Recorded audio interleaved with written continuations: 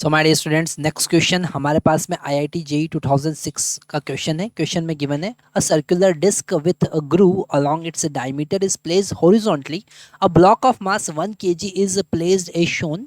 ठीक है, सबसे इंपॉर्टेंट है इस डिस्क को समझना कि ये हॉरिजॉन्टल प्लेन पे रखा हुआ है। ठीक है, ये वर्टिकल नहीं है, हॉरिजॉन्टल है।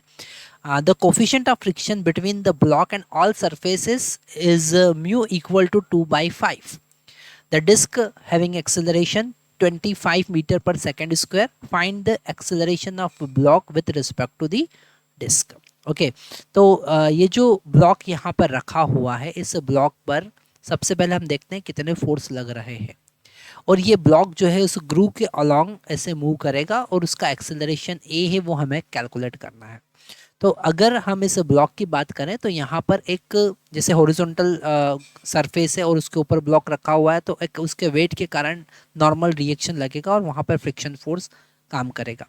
तो अगर अब इस ब्लॉक की बात करें, ठीक है, तो इस ब्लॉक पर एक नॉर्मल रिएक्शन अगर हम देखें तो डाउनवर्ड लगने वाला है। तो यहाँ पर normal reaction N1 perpendicular vertically upward, ठीक है, जो होगा वर्टिकली अपवर्ड। ठीक है, तो ये नॉर्मल रिएक्शन जो है ये आपको इसको 3D में समझना पड़ेगा। जो ग्रूव है, जो ब्लॉक रखा हुआ है, उस ब्लॉक के परपेंडिकुलर नॉर्मल रिएक्शन लग रहा है उसके वेट के कारण। तो ये नॉर्मल रिएक्शन N1 जो होगा वो mg के बराबर होगा और उसके कारण एक फ्रिक्शन फोर्स लगेगा, that is mu into mg। ठीक है, एक नॉर्मल रिएक्शन शूडो फोर्स के कारण होगा, क्योंकि यहाँ पर अगर हम इस ब्लॉक की बात करें तो इस ब्लॉक पर अपोजिट डायरेक्शन में एक शूडो फोर्स लगेगा एम ए। ठीक है, एम ए, और उसका एक कंपोनेंट इस सरफेस के परपेंडिकुलर होगा जिसको हम कहेंगे नॉर्मल रिएक्शन N2, जो कि होगा एम ए साइन थीटा के बराबर। क्योंकि नॉर्मल रिएक्शन जो है, ये जो शूडो फोर्स है, ये इस एक्सेलरेशन के अपोजिट डायरेक्शन में लगेगा, तो this angle and this angle theta will be same. तो इसका एक कंपोनेंट होगा एम ए साइन थीटा। तो यहाँ पर N2 नॉर्मल रिएक्शन लगेगा जो कि होगा एम ए साइन थीटा। तो इसका वैल्यू भी हम यहाँ पर कैलकुलेट कर सकते हैं। इसका वैल्यू कैलकुलेट करेंगे तो m का वैल्यू यहाँ पर हमारे पास 1 kg गिवन है, a का वैल्यू 25 गिवन है और साइन थीटा का वैल्यू हमारे पास है 3/5। कितना है? 3/5। तो ये 5 टाइम कैंसिल होगा और यहाँ पर हमको 15 न्यूटन का नॉर्मल रिएक्शन लगेगा। अगर हम फ्रिक्शन फोर्स की बात करें F2, तो फ्रिक्शन फोर्स होगा mu into normal reaction N2। तो म्यू का वैल्यू यहाँ पर हमारे पास में कितना गिवन है? 2/5 गिवन है, तो हम लिखेंगे 2/5 इंटू 15। तो ये फिर से 3 टाइम कैंसिल होगा और हमको मिलेगा 6 न्यूटन। ओके, और यहाँ पर हम F2 भी कैलकुलेट कर सकते हैं।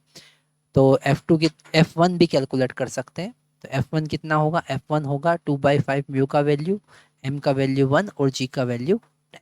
ठीक है, तो ये 5 टाइम कैंसिल होगा और यहाँ पर हमको मिलेगा, सॉरी 2 टाइम कैंसिल होगा और ये मिलेगा हमको 4 न्यूटन। ठीक है, अब अगर हम बात करते हैं उसके मोशन की। ठीक है, तो यहाँ पर ग्रूव के अलोंग कौन कौन से फोर्स लग रहे हैं, अब हमको वो फोर्स देखना। तो यहाँ पर अब इस पर ग्रूव के अलोंग कितने फोर्स लग रहे हैं हम वो देख रहे हैं। तो ग्रूव के अलोंग यहाँ पर डेफिनेटली एक फोर्स लगेगा शूडो फोर्स का कंपोनेंट, और वो होगा एम ए साइन नहीं कॉस थीटा। ठीक है, तो यहाँ पर ये ध्यान से समझना, ये इंक्लाइन प्लेन वाला कॉन्सेप्ट नहीं है। ठीक है, यहाँ पर शूडो फोर्स के कारण वो पीछे की तरफ मूव करेगा, तो एक फोर्स लगेगा एम ए कॉस थीटा और दो फ्रिक्शन लगेंगे, एक फ्रिक्शन F1 माइनस दूसरा friction F2, that is equal to mass into acceleration.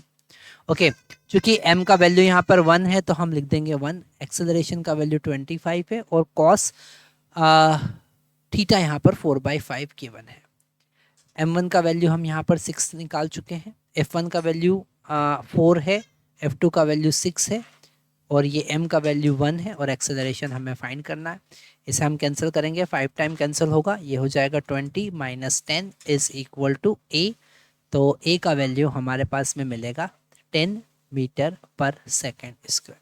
ठीक है, तो इस क्वेश्चन को बड़े ध्यान से आपको समझना पड़ेगा, क्योंकि यहाँ पर ये पूरा क्वेश्चन जो है वो सूडो फोर्स के कॉन्सेप्ट को बताता है, फ्रिक्शन फोर्स के कॉन्सेप्ट को बताता है। और यहाँ पर दो फ्रिक्शन फोर्स, एक उसकी सरफेस पर और एक साइड के अलोंग लगेगा। ठीक है, जब वो डिस्क आगे बढ़ेगी, डिस्क ऐसे आगे बढ़ रही है तो वो ब्लॉक पीछे की तरफ जाएगा, पीछे की तरफ जाएगा तो वो सरफेस से टकराएगा, सरफेस से टकराएगा, जो ग्रूव है उसकी सरफेस से टकराएगा, तो उसके कारण एक फ्रिक्शन फोर्स वहां पे लगेगा, और एक उसके वेट के कारण, जो ब्लॉक रखा हुआ उसके वेट के कारण फ्रिक्शन फोर्स लगेगा।